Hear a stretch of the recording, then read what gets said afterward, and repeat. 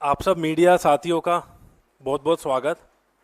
आज हमारे साथ हमारे एनएसवाई के इंचार्ज कन्हैया कुमार जी, हमारे एआईसीसी के मीडिया सहयोगी विनीत पुनिया जी, और आज हमारी ये प्रेस कॉन्फ्रेंस जो नीट के पेपर लीक की घटना हमारे सामने है, जिससे लाखों करोड़ों छात्र प्रभावित हैं। आप लोग सब सोशल मीडिया के माध्यम से और तमाम हम लोगों ने भी न्यूज़ कटिंग के माध्यम से जो छात्रों ने हमसे संपर्क भी करा, कुछ आप गंभीर वीडियोस भी देख रहे होंगे कि बच्चों ने सुसाइड केसेस तक सामने आ गए कई दिनों की इस घटना के सामने। और सरकार ने चुप्पी साधी हुई है इस घटना पर। और ख़ास तौर पर जो एनटीए है, एनटीए बार बार शक के घेरे में आती है कि जो भी एग्ज़ाम कंडक्ट कराती है या तो उसकी पेपर लीक की घटना सामने आ जाती है, या फिर किस तरीके से जो नीट के इस बार आंकड़े आप लोगों के सामने आए हैं कि जो स्कोर संभव नहीं था वो भी छात्रों का स्कोर आप लोगों के सामने आया है। तो इन सब चीज़ों को लेकर हमारी ये प्रेस कॉन्फ्रेंस है।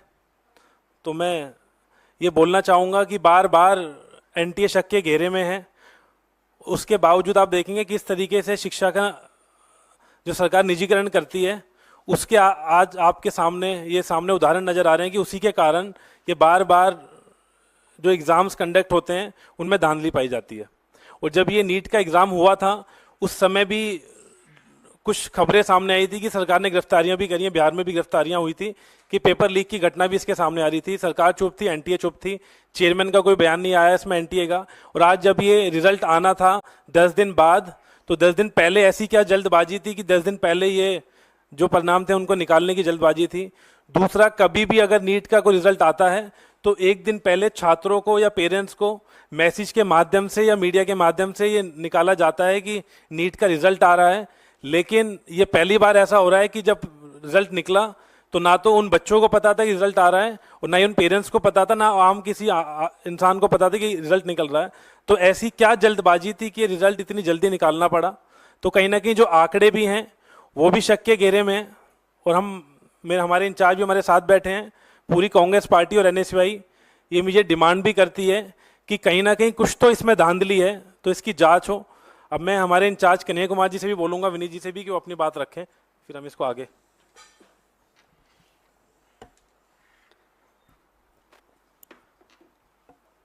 मीडिया के हमारे सभी साथियों, हमारे मीडिया विभाग के, कम्युनिकेशन विभाग के साथी विनीत जी और एनएसवाई के राष्ट्रीय अध्यक्ष वरुण चौधरी जी, जैसा कि उन्होंने बताया आपको कि ये प्रेस वार्ता एक बहुत ही गंभीर विषय पर बुलाई गई है। जो अभी सामने आया है कि नीट के परीक्षा में एक बार फिर से धांधली हुई है, मतलब ये पहली बार नहीं हुआ है। और आप अगर इस देश में होने वाली परीक्षाओं को देखें तो लगभग अब ऐसी कोई परीक्षा नहीं है जिसमें धांधली नहीं हो रही है। मतलब विद्यार्थियों ने तो सोशल मीडिया पे ये लिखना शुरू कर दिया है कि एक बार फिर लीकेज सरकार, और बार बार परीक्षाओं में प्रश्न पत्र लीक होना, परीक्षा की जो तिथि है उसको बार बार बढ़ाना, और जो वैकेंसियां हैं उसको सही समय पे नहीं भरना, ये मामले लगातार उजागर हो रहे हैं। ये इस प्रेस वार्ता में हम लोग खासकर जो नीट एग्ज़ाम में धांधली हुई है उस विषय पर बात करने के लिए यहाँ उपस्थित हैं। मैं इसमें 2-3 बात आपसे जोड़ना चाहता हूँ आपके समक्ष। अव्वल तो आप सब लोगों ने देखा होगा कि चुनाव से पहले आदरणीय प्रधानमंत्री जी परीक्षा पर चर्चा करते हैं। हमारे यहाँ कहावत है, जाके पैर न फटे बिवाई, वो क्या जाने पीड़ पड़ाई। तो चुनाव से पहले आप परीक्षा पे चर्चा करते हैं, चुनाव जब समाप्त हो जाता है पूरे 5 साल तक जो परीक्षाओं में धांधली होती है, टाइम पे एग्ज़ाम नहीं होता है, और जो वैकेंसियां हैं उसके बारे में आप कोई बात नहीं करते हैं। मैं आपकी जानकारी के लिए बता दूं, और चुनाव के दौरान बार बार कांग्रेस पार्टी ने इस बात को उठाया कि 30 लाख पद खाली हैं और कोई ऐसा एग्ज़ाम नहीं है यूपीएससी को छोड़ करके। अगर यही हालत रही तो मुझे लगता है कि आने वाले दिनों में यूपीएससी के एग्ज़ाम भी सही तरीके से कंडक्ट नहीं हो पाएंगे। जिन एग्ज़ामों में आज तक कोई गड़बड़ी और धांधली नहीं हुई थी उन एग्ज़ामों में भी गड़बड़ी और धांधली हो रही है। नीट का जहाँ तक सवाल है, इसके 3 प्रमुख बिंदु हैं। पहली बार लोग कहते हैं कि रैंक 1 2 लोग होगा, 4 लाख होगा। इस बार नीट के एग्जाम में जब आप उसके रिजल्ट को देखेंगे, 67 लोग जो है वो जो है फर्स्ट रैंकर हैं, और उसमें से 720 नंबर मिला है, मतलब 100% मार्क्स मिला है। जब इस सवाल को उठाया गया तो एनटीए के डायरेक्टर ने कहा कि ग्रेस दे करके जो है इनको हम फुल मार्क्स दे दिए हैं। तो उसके क्या नियम है, उसकी क्या ट्रांसपेरेंसी है, किस आधार पे जो है आपने 720 में से 720 दे दिया? और इस देश की सबसे प्रतिष्ठित जो मेडिकल इंस्टीट्यूट है एम्स, वहां पर 50, 60, 65 लोगों को एडमिशन होता है। अब आप ये समझ लीजिए कि जिनका रैंक 1 है, जिनको 100 में से 100 मार्क्स आया है, उनका भी एडमिशन एम्स में नहीं होगा। तो पूरी तरह से इन्होंने इस देश के एग्जामिनेशन सिस्टम को मजाक बना दिया है। कारण क्या है कि वही खुद अगर पढ़े होते, एग्ज़ाम दिए होते, एग्ज़ाम हॉल में बैठे होते, तो समझ में आता कि एग्ज़ाम स्टूडेंट के लिए कितना इम्पोर्टेंट है, वैकेंसी स्टूडेंट के लिए कितना इम्पोर्टेंट है, एडमिशन होना स्टूडेंट के लिए कितना इम्पोर्टेंट है। पढ़ने लिखने वाले तो लोग हैं नहीं सरकार में, बस चुनाव के लिए, वोट के लिए परीक्षा पे चर्चा करते हैं, खुद तो परीक्षा दिए नहीं हैं। परीक्षा अगर दिए होते तो दर्द मालूम होता। और आप लोगों ने एक दर्दनाक वीडियो देखा होगा, एक लड़की छत से कूद करके आत्महत्या कर ली जब नीट का एग्ज़ाम आया ठीक उसके बाद। और जब जब कहीं भी किसी भी एग्ज़ाम में कोई गड़बड़ी हो रही है, इसका खामियाजा सीधे विद्यार्थी को भुगतना पड़ रहा है। आप सब जानते हैं, सरकारी आंकड़ा है, हमने अपने घर में नहीं बनाया है, 1 घंटे में 2 जवान इस देश में आत्महत्या कर रहे हैं। मतलब 24 घंटे में 48 नौजवान आत्महत्या कर रहे हैं। और लगातार ये जो परीक्षा का दबाव है, उसमें 3 बिंदु बहुत महत्वपूर्ण हैं। एक, समय पे एग्जाम का नहीं होना। दूसरा, अगर एग्जाम हो तो उसमें व्यापक पैमाने पे धांधली होना और प्रश्न पत्र का लीक होना। और तीसरा, जब प्रश्न पत्र लीक होता है, स्टूडेंट की तरफ से हंगामा होता है, स्टूडेंट कोर्ट जाते हैं, तो फिर एग्जामिनेशन को कैंसिल कर देना। ये पूरा का पूरा एक साइकिल बना हुआ है।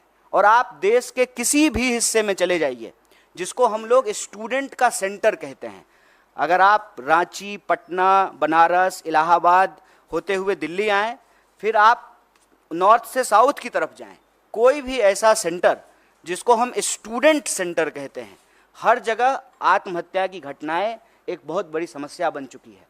राजस्थान में हमारी सरकार ने इसको गंभीरता से लिया और काउंसलिंग करने के लिए, हेल्प प्रोवाइड करने के लिए हमारी सरकार ने योजना बनाई। और आप सब ने देखा होगा, इस बार के भी न्याय पत्र में हम भर्ती विधान लेकर के आए हैं। और भर्ती विधान में हम 3 बात प्रमुखता से कह रहे हैं। एक, सारी वैकेंसी भरी जाएगी, सारी वैकेंसी। बताइए, हर 5 साल में चुनाव हो जाता है, कोरोना के टाइम पर भी चुनाव हो गया, सब कुछ बंद रहा, देश में जनगणना नहीं हुआ, लेकिन चुनाव हुआ टाइम पे। तो जब 5 साल में प्रधानमंत्री बदल जाते हैं, 5 साल में जो है एमपी बदल जाते हैं, एमएलए बदल जाते हैं, मुख्यमंत्री बदल जाते हैं, सब कुछ टाइम पे होता है, तो एग्जामिनेशन क्यों नहीं टाइम पे हो सकता है? एग्जामिनेशन का ऑलरेडी एक कैलेंडर होता है, उस कैलेंडर के हिसाब से आप एग्जामिनेशन कंडक्ट कराइए। और दूसरा, बार बार जो प्रश्न पत्र लीक होते हैं, जो परीक्षा में धांधली होती है, उसमें हम एक नए करे कानून के प्रावधान की आवश्यकता महसूस करते हैं। और हमने भर्ती विधान में ये रखा कि जब हमारी सरकार आएगी तो हम प्रश्न पत्र लीक करने वाले लोगों पर कड़ी कार्रवाई करेंगे। क्योंकि ऐसा देखने को मिला है कि जो लोग शिक्षा माफिया हैं, उनका सरकार से सीधे साठगांठ है।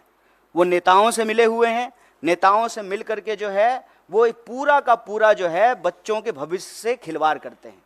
तो उसके लिए कड़े कानून की आवश्यकता है। मैं आपके लिए एक बात और जानकारी साझा कर दूं कि तेलंगाना में एक बहुत बड़ा मुद्दा बना, और जब तेलंगाना में चुनाव हुए तो हमारी पार्टी ने ये कमिट किया कि हम एग्जामिनेशन कैलेंडर लाएंगे, हम जो है नए आयोग का गठन करेंगे, समय पे जो है एग्जाम कंडक्ट कराएंगे, और कोई भी गड़बड़ी करने वाले किसी भी नौकरशाही के ऊपर, किसी भी जो है कर्मचारी के ऊपर कड़ी कार्रवाई करेंगे। मुझे लगता है कि सरकार को ये कदम उठाना चाहिए। सिर्फ जो है बयानबाजी से, बतौलेबाजी से काम नहीं होगा। ये देश के भविष्य का सवाल है, ये बच्चों के भविष्य का सवाल है। और नेट को लेकर के, नीट को लेकर के, देश के अंदर होने वाले किसी भी एग्जाम को लेकर के कांग्रेस पार्टी ने, हमारे राष्ट्रीय अध्यक्ष ने कहा है कि सुप्रीम कोर्ट की निगरानी में इसकी एक उच्च स्तरीय जांच हो और अगर आवश्यकता पड़े, गड़बड़ियां इस लेवल पे अगर पाई जाए तो इसको एग्जामिनेशन को रिकंडक्ट कराया जाए। अगर जो लोग कंप्लेन लेकर के गए और कुछ लोगों का नंबर जो है 720 में से 720 कर दिया गया, तो बाकी लोग जो भी कंप्लेन कर रहे हैं उसकी भी सुनवाई होना चाहिए, उसका रिड्रेसल होना चाहिए। और इस देश के भीतर भाजपा को हम ये कहना चाहते हैं कि आप युवाओं के भविष्य से खिलवाड़ करना बंद कीजिए, परीक्षा पर चर्चा का नाटक बंद कीजिए, समय पर परीक्षा कराइए और परीक्षा में धांधली करने वाले लोगों के ऊपर कड़ी कार्रवाई कीजिए। और इस देश के भीतर जितने भी रिक्त पद हैं उनको इमीडिएटली जो है आपको भरना चाहिए। और यह जो आपकी ध्यान भटकाओ योजना है, मैं कहता हूं कि देश की संस्थाओं को सरकार से अच्छी चीजें सीखनी चाहिए। सरकार से देश की संस्थाओं को गलत चीजें सीखने की जरूरत नहीं है। जैसे सरकार का काम है डाइवर्ट करना, उसी तरह से संस्थाएं भी जो है ध्यान भटकाओ योजना में संलिप्त हो गई है। एक सीधा सा प्रश्न है कि जब परिणाम आना था 14 तारीख को, तो आप 4 तारीख को परिणाम क्यों लेकर के आए हैं? कि पूरा देश जो है वो इलेक्शन रिजल्ट में बिजी रहेगा तो बच्चों की कौन सुनेगा? माँ बाप भी जो है टीवी पे बैठ करके इलेक्शन रिजल्ट देख रहे होंगे, तो जो रिजल्ट में गड़बड़ी हुई है उसके बारे में कौन सुनेगा? वो माँ बाप को जाकर के बताएंगे कि हमने अच्छा एग्जाम दिया है, हमने सारे पेपर जो है अटेम्प्ट किए हैं, तो माँ बाप भी कहेंगे कि नहीं इसमें तुम्हारी गलती है। लेकिन जब आप इस पूरे प्रोसेस को देखेंगे, विद्यार्थी की कहीं से भी गलती नहीं है, क्योंकि ट्रांसपेरेंट तरीके से एग्जाम नहीं कराया गया है। और साफ साफ एनटीए ने साफ साफ जो है इस बात से डिनाई कर दिया कि जो है पेपर लीक हुए हैं। जबकि पटना का एक कॉन्क्रीट एग्जाम्पल है कि कुछ सेंटर पर प्रश्न पत्र की लीक की शिकायत आई और पटना पुलिस ने लोगों को गिरफ्तार किया on record. Patna police paper leak करने के मामले में कुछ लोगों को गिरफ्तार कर रही है और एजेंसी कह रही है कि कोई प्रश्न पत्र लीक नहीं हुआ है। और मजेदार बात यह है कि 67 लोग वो रैंक 1 है। और उससे भी एक मजेदार बात जान लीजिए, एक ही लाइन में 12 लोग जो बैठे हुए हैं वो सबको रैंक 1 आया है। मैं समझ रहे हैं कि इनको भी रैंक 1, हमको भी रैंक 1, इनको भी रैंक 1। दुनिया की सारी काबिलियत लेकर के हम ही तीनों बैठे हुए हैं, बाकी और जो है स्टूडेंट के पास कोई टैलेंट नहीं है। एक ही सेंटर पर एक ही रो में बैठे हुए 12 लोग टॉप कर गए हैं। और 100 में 100। हम किसी की योग्यता पे सवाल नहीं उठा रहे हैं, लेकिन जो एनटीए है उसकी योग्यता पे जरूर सवाल उठा रहे हैं, सरकार की मंशा पे सवाल उठा रहे हैं और सीधा सीधा ये मांग कर रहे हैं कि आप देश के बच्चों के भविष्य से खेलना बंद कीजिए, युवाओं के भविष्य से खेलना बंद कीजिए, समय पर एग्जाम कराइए, धांधली को रोकने के लिए, पेपर लीक को रोकने के लिए कड़ा कानून बनाइए। और अभी जो नीट का मामला है उसकी जो है पुनर्समीक्षा कीजिए, जो लोग भी कंप्लेन कर रहे हैं उसका रिड्रेसल कीजिए। और सुप्रीम कोर्ट ने, हमारे अध्यक्ष जी ने डिमांड किया है, सुप्रीम कोर्ट की निगरानी में इसकी जांच कराइए और जांच में ये गड़बड़ी, ये आरोप सही पाए जाते हैं तो आप एग्जाम को रिकंडक्ट कराइए और ये चालाकी करना बंद कीजिए कि जिस दिन जो है लोकसभा इलेक्शन का रिजल्ट आ रहा है उसी दिन नीट का रिजल्ट निकाल देते हैं। और यह जो धांधली की गई है, गड़बड़ी की गई है, बच्चों के भविष्य के साथ जो खिलवाड़ किया है, ये चालाकी नहीं चलेगी। परीक्षा पर चर्चा का राजनीतिक और इलेक्टोरल पॉलिटिकल स्टंट हम लोग देख चुके हैं। ये बात जो है विद्यार्थियों को वोट बैंक में समझने का, समेटने का नहीं है। यह बात है कि बच्चे इस देश के भविष्य हैं और उनका जीवन मरण जुड़ा हुआ है इस बात से। लोगों की रूह कांप जानी चाहिए कि एग्जाम के रिजल्ट के बाद जिस पैमाने पे जो है लोग आत्महत्या कर रहे हैं, आप देखिए वो लाइव वीडियो है, सीसीटीवी कैमरा का रिकॉर्डिंग है कि रिजल्ट आया है और लड़की जाकर के जो है जान दे दी है। और हम इस देश के विद्यार्थियों से आप सबके माध्यम से कहना चाहते हैं, हमारी पार्टी कंसर्न है। आपने देश भर से मैसेज किया है, ईमेल किया है, फ़ोन कॉल किए हैं और हमारे लिए सरकार बनेगी, बन जाएगी, शपथ ग्रहण हो जाएगा, लेकिन ये मुद्दा हमारे लिए बहुत महत्वपूर्ण है। इसीलिए ज्यों ही इसकी जानकारी हम लोगों को मिली, हमारा जो स्टूडेंट विंग है NSY, उसके अध्यक्ष और हमारी पार्टी के राष्ट्रीय अध्यक्ष ने इस मामले को उठाया है और इसी गंभीरता को आगे बढ़ाते हुए हम लोगों ने यह प्रेस कॉन्फ्रेंस किया है। और हम उम्मीद करते हैं आप तमाम मीडिया के साथियों से कि आपके घर के भी बच्चे अलग अलग एग्ज़ाम की तैयारी करते हैं, आपके भी बच्चे हैं, हमारे घर के भी बच्चे हैं, और ये हमारे परिवार का और हमारे जो है देश के भविष्य का सवाल है। इस बात पर को जो है आप लोग भी इसी गंभीरता से उठाएंगे, सरकार से सवाल पूछेंगे और हमारी बात को जो है सरकार तक पहुंचाएंगे। बहुत बहुत धन्यवाद। नहीं, कोई सवाल हैं तो आप उनका स्वागत है। नीट के इशू पे जो भी सवाल हैं आपका, उनका स्वागत है।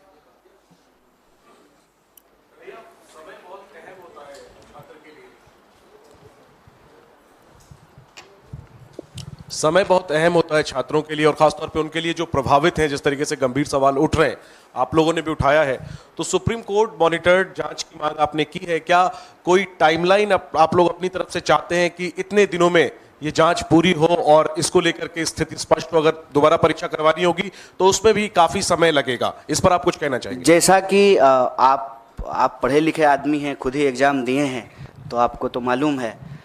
तो अब सब लोग यहाँ पढ़े लिखे लोग हैं, एग्ज़ाम देते रहे हैं। ये जो वक्त है, ये एग्ज़ाम का रिजल्ट आने का वक्त है और जुलाई से लगभग देश में हर कोर्स का नया सेशन शुरू हो जाता है। हम खुद पढ़े लिखे हैं तो हमको अनुभव है। हमको लगता है कि इसको जल्द से जल्द करना पड़ेगा, क्योंकि अगर इसको जल्द से जल्द नहीं करेंगे तो फिर सेशन लैप्स कर जाएगा। और ख़ास करके हम बिहार से पढ़ के आए हैं, तो हमारे यहाँ ग्रेजुएशन जो है 3 साल का 5 साल में होता है। इसी चक्कर में कि सेशन जो है मान लीजिए 7-10 का है, जुलाई से पहले रिजल्ट नहीं आया तो 10 से 12 का जो MA का सेशन है उसमें एडमिशन नहीं हो पाएगा। तो समय बहुत महत्वपूर्ण है। इसीलिए इस बात की गंभीरता को समझते हुए इमीडिएटली हम लोग इस सवाल को उठाए हैं और सिरे से आउटराइटली री एग्ज़ाम की बात नहीं कर रहे हैं। हम भी उस वक्त की नज़ाकत को समझते हुए ही यह बात कह रहे हैं, लेकिन जो लोगों की शिकायत है उसको इमीडिएटली जो है उसको एड्रेस किया जाए। और सुप्रीम कोर्ट अगर चाह लेगी तो बताइए, रात को 12 बजे जो है कोर्ट खोल करके लोगों को बेल दिया जा सकता है, तो क्या इस देश के बच्चों के भविष्य के लिए जो है तुरंत जांच नहीं हो सकती है? इसके लिए तो बस इच्छा शक्ति की ज़रूरत है और प्रायोरिटी की ज़रूरत है। अब प्रायोरिटी डेमोक्रेसी की अगर सिर्फ यही है कि जो है कौन किधर आया, कौन किधर गया, कौन किसको समर्थन दिया, कौन किसको समर्थन नहीं दिया, अगर यही शोरगुल चलता रहेगा, और मैं इसीलिए टाइमिंग पे सवाल उठा रहा हूँ कि जानबूझ करके 14 का रिजल्ट 4 को निकाला गया है। पता है कि 4 को जो है देश में इतना बड़ा चुनाव हुआ है, पूरा देश जो है उस डिस्कशन में बिजी हो जाएगा। 4 तो छोड़िए, देश तो 1 तारीख से ही बिजी हो गया था। एग्जिट पोल पे ही जो है डांस ऑफ डेमोक्रेसी हो रहा था। तो अभी भी जो है वही चल रहा है, तो हेडलाइन में इसको जो है प्राथमिकता मिलेगी नहीं। लेकिन हम कहते हैं कि डेमोक्रेसी तो लोगों से ही बनता है ना, और हम सबका, आपका, हमारा, सबका भविष्य तो हमारे बच्चों से है। अगर हमारे बच्चे परीक्षा के दबाव में आकर के, जिसमें उनकी कोई गलती नहीं है, आत्महत्या कर रहे हैं, इससे दर्दनाक बात क्या हो सकता है? और इससे ज़्यादा ज़रूरी बात भी कुछ नहीं हो सकता है। इस पर जो है तुरंत कार्रवाई करनी पड़ेगी, क्योंकि सेशन शुरू होने वाला है। तो ये सारी प्रक्रिया जो है तुरंत शुरू करना पड़ेगा। 24 लाख से ज़्यादा लोग, ज़्यादा स्टूडेंट जो हैं वो एग्ज़ाम में अपीयर हुए हैं। इसीलिए हम कह रहे हैं कि इमीडिएटली री एग्ज़ाम करने में प्रॉब्लम हो सकता है, लेकिन जिनके इशूज हैं, जिनके कंसर्न हैं, उसको इमीडिएटली जो है NTA एड्रेस करे और साइमल्टेनियसली जो है सुप्रीम कोर्ट की निगरानी में जांच हो, क्योंकि मामला इस साल का नहीं है और मामला सिर्फ एक एग्ज़ाम का नहीं है। इसको समझने की ज़रूरत है। आप कोई भी एग्ज़ाम उठा के देख लीजिए, देश में हर एग्ज़ाम की कमोबेश यही हालत हो गई है। आप देखिए कि ग्रुप D का भी अगर एग्ज़ाम होता है रेलवे का, तो रेल में चढ़ने के लिए, ट्रेन में चढ़ने के लिए जगह नहीं होती है। मंदिर, मस्जिद, गुरुद्वारा, धर्मशाला, प्लेटफॉर्म, कोई ऐसी जगह नहीं है जहां बच्चे जो हैं वो गमछा डाल करके सो नहीं रहे। देश में होने वाले किसी भी एग्ज़ाम की हालत आप देख लीजिए, किसी भी एग्जामिनेशन सेंटर के बाहर जा करके देख लीजिए। ये एक देश के लिए गंभीर विषय है। समय की नज़ाकत को समझते हुए इसको तुरंत करना चाहिए, ये हमारी मांग है। सर मेरा एक सवाल है कि आप लोगों ने प्रॉमिस किया था अपने मैनिफेस्टो में कि आप लोग इसकी अगेंस्ट जो है स्ट्रिक्ट एक्शन लेंगे, लॉ भी बनाया जाएगा, लेकिन क्योंकि अब इंडिया ब्लॉक की सरकार नहीं आएगी है, तो क्या आप लोग किस तरीके से एनडीए पर इस बात का दबाव डालेंगे? क्या आप सड़कों पर जाएंगे या फिर कोर्ट में आप लोगों की तरफ से भी इसकी कोई अपील की जाएगी? देखिए, एक अव्वल तो ये जान लीजिए कि विद्यार्थी इस देश के किसी राजनीतिक पार्टी या राजनीतिक दल के मोहताज नहीं है। और मैं आपको पीछे हुए 4-5 आंदोलनों का एक उदाहरण दे सकता हूँ। कोई लीड नहीं कर रहा था, चाहे एसएससी का मामला हो, अग्निपथ का मामला हो, किसी भी एग्जाम में जो गड़बड़ी हुई है या गलत नीति सरकार लेकर के आई है, उसको कोई पॉलिटिकल पार्टी लीड नहीं कर रही थी। साइमल्टेनियसली जो है, क्योंकि जिसका जीवन उससे जुड़ा हुआ है, जिसका पूरा का पूरा भविष्य उससे जुड़ा हुआ है, उसके पास सड़क पर निकलने के अलावा कोई रास्ता नहीं बचता है। तो पॉलिटिकल पार्टी के मोहताज नहीं है। लेकिन उन विद्यार्थियों को हम ये कहना चाहते हैं कि इस देश की जिम्मेदार विपक्ष होने के नाते, इस देश की सबसे बड़ी विपक्षी पार्टी होने के नाते, इस देश का one of the biggest student organisation के बिहाफ पर हम आपको कह रहे हैं कि स्टूडेंट को हम साथ देंगे। और हमारे लिए एक गंभीर विषय है, चुनाव पर चर्चा करने की बजाय, सरकार बनेगी कि नहीं बनेगी इसकी चर्चा करने की बजाय, अगर हम नीट के सवाल को प्राथमिकता दे रहे हैं तो आप हमारा कंसर्न समझ सकते हैं। हमारी सरकार नहीं बनी है, ठीक बात है। हमारी सरकार अगर बनी होती तो ये प्रेस कॉन्फ्रेंस करने की ज़रूरत ही नहीं पड़ती। हम प्रेस कॉन्फ्रेंस तो इसीलिए किए हैं ना कि आप लोगों के माध्यम से हमारी बात सरकार तक पहुँचे और हम इस देश के विद्यार्थियों के बिहाफ पर जो उनके डिमांड हैं वो सरकार तक पहुंचाने की जोरदार तरीके से कोशिश कर रहे हैं। सर, मेरा सवाल ये है, प्रदर्शन के मामले में आपको मैं बता दूं, ऑलरेडी कई जगह पे प्रोटेस्ट हो रहे हैं। हमारा जो है, हमने जो कंसर्न स्टूडेंट्स हैं उनसे बात की, उसमें से कुछ लोग ऑलरेडी कोर्ट मूव कर गए हैं। तो जब वो ऑलरेडी जो है पेटिशनर बन गए हैं तो हम लोगों को जो है उन्हीं के साथ हैं हम लोग जो है अलग से पेटिशनर नहीं बन रहे हैं, उनके साथ रहेंगे।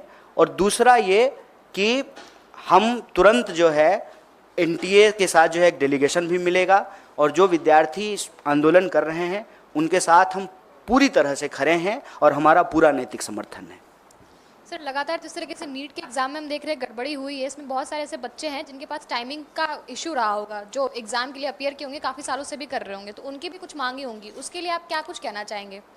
देखिए, वैसे आप अगर इस देश में परीक्षा संबंधित किसी धांधली या गड़बड़ी को देखेंगे तो कंसर्न समूह बन जाते हैं, क्योंकि हम लोग तो एक एग्ज़ाम की बात करते हैं, लेकिन जब रियल ग्राउंड पे जा कर के अपियर होने वाले स्टूडेंट को देखेंगे, ग्रुप और क्राइटेरिया को देखेंगे, तो अलग अलग तरह की जो है वस्तु स्थिति उत्पन्न हो जाती है। मान लीजिए जिनका लास्ट अटेम्प्ट है या जिनका एज का बात है, तो उनका रहता है कि हम री एग्ज़ाम कराएं। हम इसको लेकर के अपनी तरफ से कोई बात नहीं कह रहे हैं, जो विद्यार्थियों की तरफ से मांग आ रही है उसी को रीइटरेट कर रहे हैं। पहला, इमीडिएटली जो है रिड्रेसल हो, जो भी इशूज आ रहे हैं उसको। दूसरा, इसकी जो है एक निष्पक्ष जांच हो। और तीसरा कि अगर ये पाया जाता है कि इसमें गड़बड़ी हो तो री एग्ज़ाम हो। इसके 3 स्टेप्स जो है हम लोग ले रहे हैं। और वो जो इशूज हैं आपके, उसको संबंध में भी आपको बता दें कि एक बार अगर सरकार बात को मानने के लिए तैयार होती है तो एज क्राइटेरिया को भी रिलैक्सेशन दिया जाता है और अटेम्प्ट का भी जो है रिलैक्सेशन दिया जाता है। मैं आपके सामने यूपीएससी का ही एग्जाम्पल देता हूँ। जब सीसेट लागू किया गया था उस वक्त कांग्रेस पार्टी की ही सरकार थी, उसकी वजह से जो है ये प्रॉब्लम क्रिएट हुआ था और फिर सरकार ने जो है अटेम्प्ट का और एज का रिलैक्सेशन दिया था। सरकार ही तो हर नियम कानून बनाती है ना। सरकार अगर कंसर्न है विद्यार्थियों के भविष्य को लेकर के तो वो जो है अटेम्प्ट का भी रिलैक्सेशन दे सकती है, एज का भी रिलैक्सेशन दे सकती है। कन्हैया जी, टीडीपी ने कहा है कि मुस्लिम आरक्षण जारी रहेगा। चुनाव में आपने देखा होगा कि इसको अभी किस तरीके से नीट पे बात कर लेते हैं। हालांकि ये सवाल जो है ना प्रधानमंत्री जी से पूछना चाहिए कि जो अपने भाषणों में सबसे ज़्यादा इस बात को बोले हैं और उससे ठीक कॉन्ट्राडिक्टरी बात करने वाली पार्टियां उनके साथ है। सिर्फ टीडीपी की बात नहीं है, जेडीयू भी है, वही पोजीशन है, टीडीपी भी है, जेडीएस भी है। इनफैक्ट आपको मालूम है कि कर्नाटक में जो है जेडीएस ने ही सबसे पहले इसकी शुरुआत की थी। तो ये सवाल मेरे ख्याल से भाजपा के प्रवक्ता और आदरणीय प्रधानमंत्री जी से पूछा जाना चाहिए। और कोई सवाल? बहुत बहुत धन्यवाद आप सबका।